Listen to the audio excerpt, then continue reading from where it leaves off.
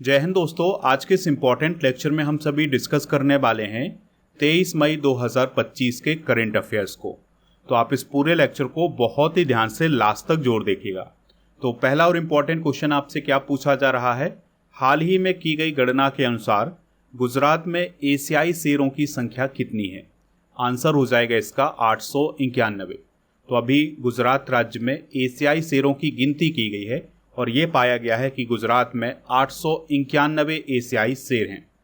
तो गुजरात के जो चीफ मिनिस्टर हैं भूपेंद्र भाई पटेल जी, उनके द्वारा शेरों की गिनती के नए आंकड़े पेश किए गए हैं और इन आंकड़ों में ये बताया गया है कि गुजरात में साल 2020 में 674 शेर थे, लेकिन अब ये बढ़ करके 891 हो गए हैं 2025 में। एशियाई शेर की वर्तमान में सर्वाधिक आबादी भारत के गुजरात राज्य के गिर वन राष्ट्रीय उद्यान में पाई जाती है। ठीक है, अगर आपसे पूछा जाए सवाल कि भारत में सबसे ज़्यादा एशियाई शेर किस राष्ट्रीय उद्यान में पाए जाते हैं, तो ये गिर वन राष्ट्रीय उद्यान में पाए जाते हैं जो कि गुजरात राज्य में है। जो गिर राष्ट्रीय उद्यान है यह एशियाई शेरों का एकमात्र प्राकृतिक आवास है इंडिया में। इस बात को आप याद रखिएगा। अगर आपसे एशियाई शेर का वैज्ञानिक नाम पूछा जाए तो आप क्या बताएंगे? पैंथेरा लियोपर्सिका।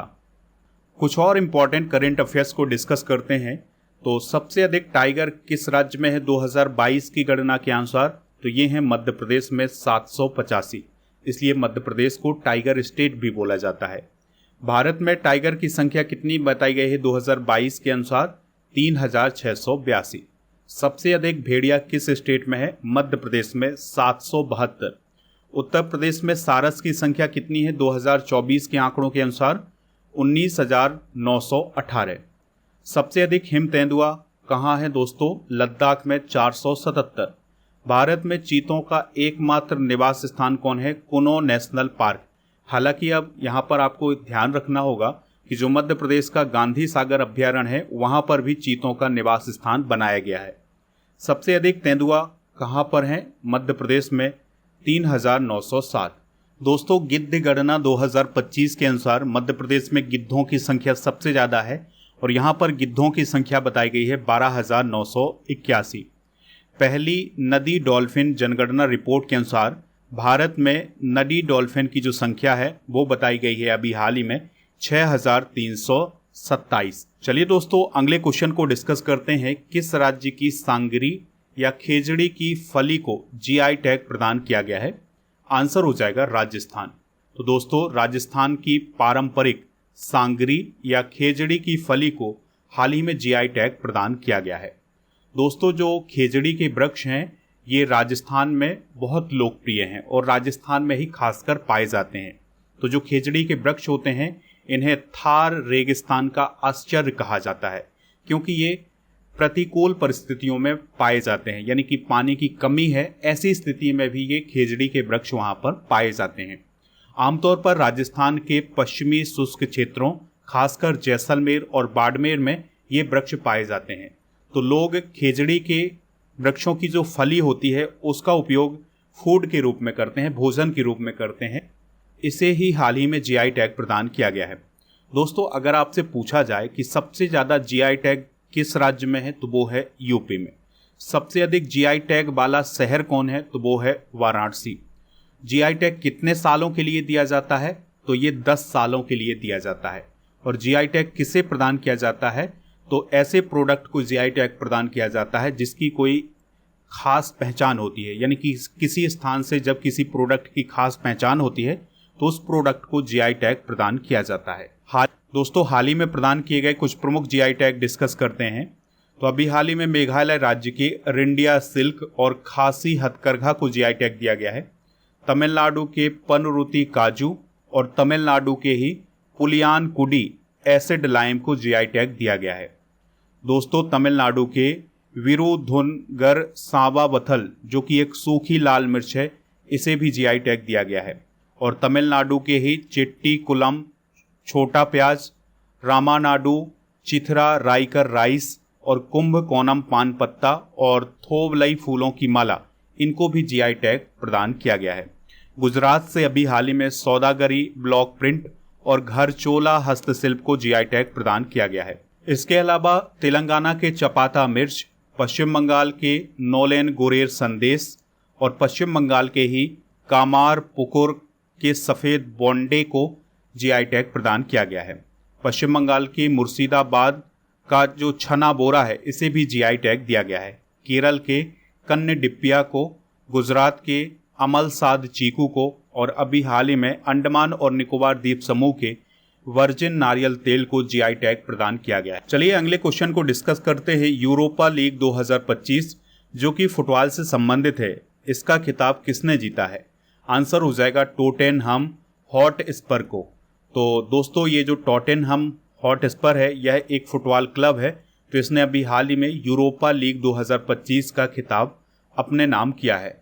तो टॉटेनहम हॉटस्पर ने मैनचेस्टर यूनाइटेड को 1-0 से हरा करके ये खिताब जीता है। दोस्तों अगर आपसे पूछा जाए कि यूरोपा लीग 2025 का आयोजन किस देश में किया गया है, तो यह स्पेन देश में किया गया है। जो टॉटेनहम हॉटस्पर नामक फुटबॉल क्लब है, इसने अंतिम बार 2018 में इस ट्रॉफी को जीता था।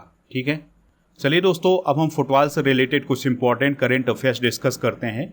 तो जैसे कोपा डेल रे कप 2025 का खिताब एफसी बार्सिलोना नामक फुटबॉल क्लब ने जीता है। फीफा ने अभी हाल ही में कॉन्गो गणराज्य के फुटबॉल महासंघ पर जो बैन लगाया था उसको हटा दिया है। अर्जेंटीना के विश्व कप विजेता फुटबॉलर लुइस गैल्वन का अभी हाल ही में निधन हुआ है। भारत के पवन काम्पेली ने एशियाई ई स्पोर्ट्स गेम्स 2024 में ई फुटबॉल में ब्रॉन्ज मेडल जीता था। 2024 का बैलेन डी ओर पुरस्कार पुरुष वर्ग में रोड्री को दिया गया है जो कि मैनचेस्टर के फुटबॉलर हैं, और महिला वर्ग में एतेना वॉन माती को दिया गया है जो कि बार्सिलोना फुटबॉल क्लब से खेलती हैं। अगला क्वेश्चन है एशियाई उत्पादकता संगठन का अध्यक्ष कौन सा देश बना है? आंसर हो जाएगा भारत, यानी एशियन प्रोडक्टिविटी ऑर्गेनाइजेशन का जो प्रेसिडेंट बना है वो बना है इंडिया। तो 2025-26 के कार्यकाल के लिए इंडिया को एशियाई उत्पादकता संगठन का अध्यक्ष बनाया गया है। दोस्तों इसकी अध्यक्षता भारत की तरफ से करेंगे अमरदीप सिंह भाटिया। बात करते हैं एशियाई उत्पादकता संगठन की, तो इसकी स्थापना 1961 में होती है और इसका उद्देश्य है उत्पादकता बढ़ाकर एशिया और प्रशांत क्षेत्र के सतत सामाजिक आर्थिक विकास में योगदान देना। यानी कि इसका उद्देश्य ये है कि एशिया में उत्पादकता को बढ़ाया जाए, प्रोडक्टिविटी को बढ़ाया जाए। इसका हेडक्वार्टर कहाँ है? टोक्यो जापान में। इसके वर्तमान में महासचिव हैं डॉक्टर इंद्र प्रदना सिंगा विनाटा जो कि इंडोनेशिया देश के हैं। इसके मेंबर कितने हैं? 21, और 21 में भारत भी शामिल है, इस बात को भी आप याद रखिएगा। चलिए कुछ इंपॉर्टेंट करंट अफेयर्स डिस्कस करते हैं। तो भारत 2024 से 26 के लिए कोलंबो प्रोसेस का अध्यक्ष बनाया गया है।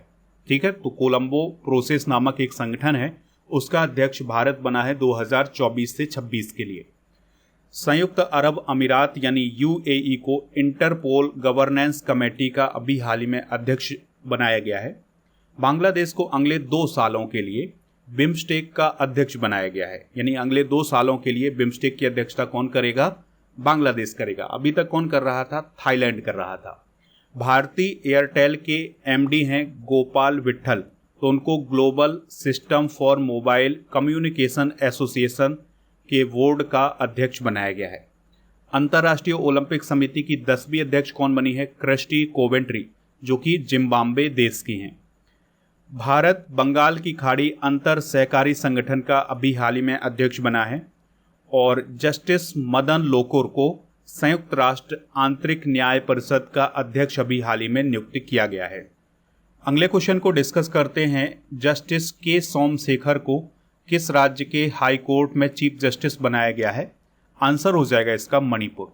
तो दोस्तों अभी हाल ही में भारत की राष्ट्रपति द्रौपदी मुर्मू जी के द्वारा कर्नाटक हाई कोर्ट के एक जस्टिस केम्पैया सोमशेखर को मणिपुर हाई कोर्ट का नया मुख्य न्यायाधीश नियुक्त किया है। और आपको याद रखना है कि जो मणिपुर हाई कोर्ट है यह मणिपुर की राजधानी इम्फाल में स्थित है और इसकी स्थापना 2013 में हुई थी। जब तक इसकी स्थापना नहीं हुई थी तब तक मणिपुर का जो हाई कोर्ट था वो कौन था? Guwahati high court. दोस्तों हाई कोर्ट से रिलेटेड कुछ इंपॉर्टेंट फैक्ट डिस्कस करते हैं। तो जो हाई कोर्ट होता है यह राज्य के न्यायिक प्रशासन का प्रमुख होता है, यानी कि सबसे बड़ा जो न्यायिक प्रशासन किसी राज्य में होता है वो हाई कोर्ट होता है। भारतीय संविधान के अनुच्छेद 214 में ये कहा गया है कि प्रत्येक राज्य का एक हाई कोर्ट होगा, लेकिन अनुच्छेद 231 में ये भी कहा गया है कि 2 या 2 से अधिक राज्यों के लिए एक ही हाई कोर्ट हो सकता है। वर्तमान में भारत में कितने हाई कोर्ट हैं? 25 हाई कोर्ट हैं। आंध्र प्रदेश का जो अमरावती में हाई कोर्ट बनाया गया है, यह 25वां हाई कोर्ट है भारत का। हाई कोर्ट के मुख्य न्यायाधीश और न्यायाधीशों की नियुक्ति राष्ट्रपति जी के द्वारा की जाती है और शपथ मुख्य न्यायाधीश को राज्यपाल के द्वारा दिलाई जाती है। दोस्तों, हाई कोर्ट के न्यायाधीश 62 वर्ष की आयु में रिटायर होते हैं, इस बात को आप याद रखिएगा। और भारतीय संविधान के अनुच्छेद 217 के अनुसार राष्ट्रपति भारत के मुख्य न्यायाधीश और राज्य के राज्यपाल से सलाह मशवरा करके हाई कोर्ट के न्यायाधीशों की नियुक्ति करते हैं। अगला क्वेश्चन है, पेरितो मोरेनो ग्लेशियर किस देश में स्थित है जिसका एक विशाल बर्फ खंड टूट गया है? आंसर हो जाएगा अर्जेंटीना। तो अर्जेंटीना में एक बहुत ही बड़ा ग्लेशियर है जिसका नाम है पेरितो मोरेनो। तो इसका एक बहुत ही बड़ा टुकड़ा टूट गया है और ये जो टुकड़ा टूटा है यह 20 मंजिला इमारत के बराबर रहा है। अब ये जो बर्फ का टुकड़ा टूटा है, ये क्यों टूटा है? इसके पीछे का कारण है जलवायु परिवर्तन, यानी क्लाइमेट चेंज। जो क्लाइमेट चेंज हो रहा है इसके कारण ये ग्लेशियर टूट गया है, जो कि दोस्तों हम सभी के लिए एक चिंता का विषय है, क्योंकि जब ग्लेशियर पिघलेंगे तो जो समुद्र का जल स्तर है वो बढ़ जाएगा, जिससे समुद्र के किनारे वाले जो क्षेत्र हैं वो डूब सकते हैं। ठीक है, इसलिए ग्लेशियर का टूटना एक चिंता का विषय होता है। दोस्तों, जो अर्जेंटीना का पेरितो मोरेनो ग्लेशियर है यह 250 वर्ग किलोमीटर में फैला हुआ है, जो कि भारत के पटना शहर के क्षेत्रफल के बराबर है। बात करते हैं अर्जेंटीना की। तो अर्जेंटीना दक्षिण अमेरिका महाद्वीप का एक देश है और यह ब्राज़ील के बाद क्षेत्रफल की दृष्टि से दूसरा सबसे बड़ा देश है। यानी दक्षिण अमेरिका महाद्वीप का क्षेत्रफल की दृष्टि से सबसे बड़ा देश कौन है? ब्राज़ील। फिर उसके बाद कौन है? अर्जेंटीना। इसकी कैपिटल का क्या नाम है? Buenos Aires. पैसो यहाँ की करेंसी है। राष्ट्रपति हैं जेवियर माइली। अच्छा, अर्जेंटीना से संबंधित एक बहुत ही प्रसिद्ध फुटबॉल खिलाड़ी हैं, उनका नाम क्या है? कमेंट बॉक्स में आप हमें ज़रूर बताएं। कुछ और इम्पोर्टेंट करेंट अफेयर्स डिस्कस करते हैं। तो नेपाल में याला ग्लेशियर को अभी हाल ही में मृत घोषित किया गया है। जलवायु परिवर्तन के कारण नेपाल में जो याला ग्लेशियर है ये 2040 तक विलुप्त होने की कगार पर आ गया है। 21 मार्च को विश्व ग्लेशियर दिवस के रूप में मनाया जाता है। वेनेजुएला सभी ग्लेशियरों को खोने वाला पहला देश बन गया है, यानी यहाँ के जो ग्लेशियर हैं वो लगभग समाप्त हो गए हैं। भारत का सबसे बड़ा ग्लेशियर है सियाचिन ग्लेशियर, इस बात को भी आप नोट कर लें। अगला क्वेश्चन है, तितली की नई प्रजाति यूथालिया मलक्काना किस राज्य में पहली बार देखी गई है? आंसर हो जाएगा अरुणाचल प्रदेश में। तो दोस्तों, यह जो यूथालिया मलक्काना तितली है यह आमतौर पर दक्षिण पूर्व एशिया के देशों में पाई जाती है, लेकिन ये भारत में पहली बार पाई गई है और ये भारत के अरुणाचल प्रदेश में पाई गई है। तो अरुणाचल प्रदेश का जो लेपराडा जिला है उसमें इसकी प्रजाति पाई गई है। दोस्तों, अरुणाचल प्रदेश की बात कर लेते हैं तो ईटानगर इसकी कैपिटल है और यहाँ के राज्यपाल हैं केवल त्रिविक्रम परनायक। पेमा खांडू जी यहाँ के चीफ मिनिस्टर हैं, जो कि बीजेपी के हैं। विधानसभा की 60, राज्यसभा की 1, लोकसभा की 2 सीटें हैं। नामदफा नेशनल पार्क और मॉलिंग नेशनल पार्क अरुणाचल प्रदेश में ही स्थित हैं। अरुणाचल प्रदेश की लोकेशन आप यहाँ पर देख सकते हैं। चलिए कुछ और इम्पोर्टेंट करेंट अफेयर्स डिस्कस करते हैं। तो दोस्तों, अमेरिका की एक बायोटेक कंपनी है जिसका नाम है कोलोसल बायोसाइंसेज। तो इसके द्वारा जो डायर बुल्फ होता है या जो डायर भेड़िया होता है उसके 3 पिल्लों का जन्म कराया है। ये भेड़िया लगभग विलुप्त हो चुका था, लेकिन इसके डीएनए का उपयोग करके अभी हाल ही में 3 बुल्फ को जन्म दिया गया है इस कंपनी के द्वारा। दोस्तों, मालदीव में डैम सेलफिश की एक नई प्रजाति पाई गई है। हिमालय में सांप की नई प्रजाति पाई गई है जिसका नाम हॉलीवुड एक्टर लियोनार्डो डैकेप्रियो के नाम पर रखा गया है। ब्राज़ील के वर्षा वनों में क्लाउडेड टाइगर कैट की एक नई प्रजाति पाई गई है। अभी हाल ही में थाईलैंड में 8 आंखों वाली जो बिच्छू होती है उसकी नई प्रजाति पाई गई है। अगले क्वेश्चन को डिस्कस करते हैं। ISSF जूनियर वर्ल्ड कप 2025 में आद्रियन कर्माकर ने कौन सा मेडल जीता है? तो दोस्तों, उन्होंने सिल्वर मेडल जीता है। तो ये जो ISSF जूनियर वर्ल्ड कप 2025 है, इसका आयोजन जर्मनी में किया जा रहा है। तो इस प्रतियोगिता में भारत की शूटर आद्रियन कर्माकर ने 50 मीटर राइफल प्रोन स्पर्धा में सिल्वर मेडल जीता है। अब यहाँ पर बात हुई थी ISSF की, तो इसका फुल फॉर्म होता है इंटरनेशनल शूटिंग स्पोर्ट फेडरेशन। तो दुनिया में जो भी निशानेबाजी की प्रतियोगिताएं होती हैं उनकी गवर्निंग बॉडी के रूप में ये काम करता है। 1907 में इसकी स्थापना हुई थी। म्यूनिख जर्मनी में इसका हेडक्वार्टर है। लुसियानो रोसी यहाँ के अध्यक्ष हैं। 2024 में ISSF world cup final Bharat में हुआ था, इस बात को आप याद रखिएगा। और 2025 में ISSF जूनियर विश्व कप की मेजबानी भारत कर रहा है। तो ये सभी पॉइंट आप नोट जरूर कर लें। अगला क्वेश्चन है 21 मई 2025 को भारतीय नौसेना में शामिल किए गए प्राचीन सिले हुए जहाज का नाम क्या है? आंसर हो जाएगा इसका INSV कौंडिन्य। तो देखिए दोस्तों, अभी हाल ही में भारतीय नौसेना में एक ऐसा जहाज शामिल किया गया है जो कि हाथ से बनाया गया है, और इस जहाज का क्या नाम है? INSV कौंडिन्य। तो जो INSV कौंडिन्य है ये अजंता की गुफाओं की 5वीं शताब्दी की पेंटिंग से प्रेरित है। दोस्तों, इसको बनाया किसने है, यानी कि इस जहाज को बनाया किसने है? तो बाबू शंकरन ने बनाया है। INSV कौंडिन्य की पहली यात्रा जो होने वाली है आने वाले समय में, ये अरब सागर से होते हुए गुजरात से ओमान तक होगी। ठीक है, तो ये यात्रा होगी इस जहाज की। दोस्तों, अजंता की गुफाओं के बारे में भी डिस्कशन कर लेते हैं। तो अजंता की गुफाएं बुद्ध और बौद्ध धर्म से संबंधित हैं और यह महाराष्ट्र के औरंगाबाद जिले में स्थित है। औरंगाबाद जिले का नाम क्या हो गया है? छत्रपति संभाजी नगर। और जो अजंता की गुफाएं हैं इसमें 30 गुफाएं हैं, जिसमें कुछ अधूरी गुफाएं भी हैं, और इन्हें 1983 में यूनेस्को विश्व धरोहर स्थल भी घोषित किया गया था। अगला क्वेश्चन है, भारत के पहले 9000 हॉर्स पावर लोकोमोटिव इंजन का उद्घाटन कहाँ किया जाएगा? आंसर हो जाएगा दाहोद, गुजरात में।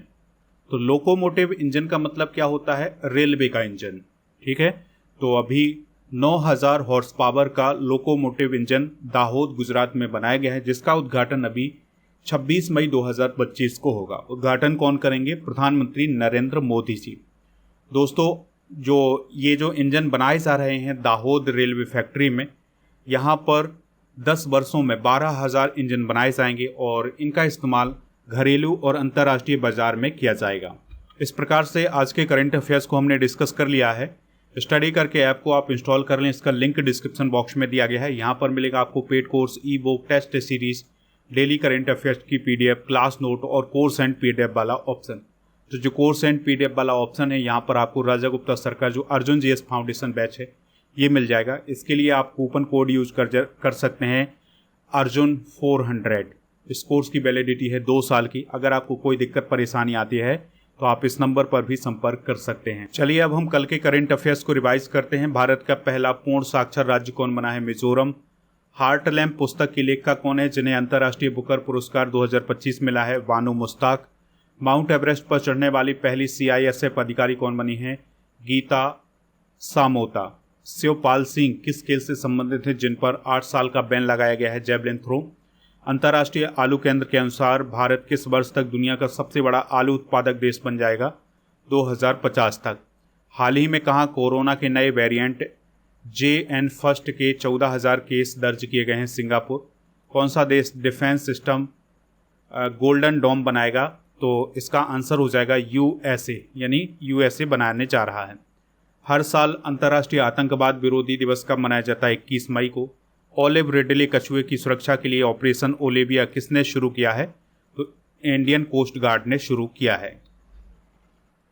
दोस्तों, आज की जनरल नॉलेज के पिटारे में एक साल में मनाए जाने वाले महत्वपूर्ण दिवस डिस्कस करेंगे, जैसे प्रवासी भारतीय दिवस 9 जनवरी, विश्व हिंदी दिवस 10 जनवरी, राष्ट्रीय बालिका दिवस 24 जनवरी, विश्व कैंसर दिवस 4 फरवरी, राष्ट्रीय विज्ञान दिवस 28 फरवरी, अंतर्राष्ट्रीय महिला दिवस 8 मार्च, विश्व टीबी दिवस 24 मार्च, विश्व स्वास्थ्य दिवस 7 अप्रैल, विश्व विरासत दिवस 18 अप्रैल, विश्व प्रेस स्वतंत्रता दिवस 3 मई, विश्व रेड क्रॉस दिवस 8 मई, विश्व पर्यावरण दिवस 5 जून, विश्व जनसंख्या दिवस 11 जुलाई, अंतर्राष्ट्रीय युवा दिवस 12 अगस्त, हिंदी दिवस 14 सितंबर विश्व ओजोन दिवस 16 सितंबर, वायुसेना दिवस 8 अक्टूबर और विश्व पर्यावरण संरक्षण दिवस 26 नवंबर और विश्व एड्स दिवस 1 दिसंबर को मनाया जाता है।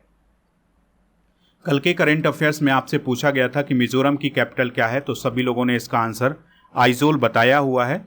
दोस्तों आज आपके लिए क्वेश्चन है, अजंता और एलोरा की गुफाएं भारत के किस राज्य में है? जो भी इसका राइट आंसर हो कमेंट बॉक्स में आप हमें ज़रूर बताएं और आप हमारे स्टडी करके ऐप को इंस्टॉल कर लें, जिसका लिंक डिस्क्रिप्शन बॉक्स में दिया गया है। तो यहाँ पर आपको ई बुक वाले सेक्शन पर मंथली करंट अफेयर्स की ई बुक मिल जाएगी, हिंदी इंग्लिश दोनों मीडियम में। 13 महीने के करंट अफेयर्स की ई बुक और इसके अलावा 18 महीने के करंट अफेयर्स के MCQs की ई बुक मिल जाएगी। ऐप पर एक स्पेशल ऑफर चला है जिसमें आप 2025 की मंथली करंट अफेयर्स का पैकेज 199 रुपये में प्राप्त कर सकते हैं। उसके लिए कूपन कोड यूज़ करना है पैकेज 100।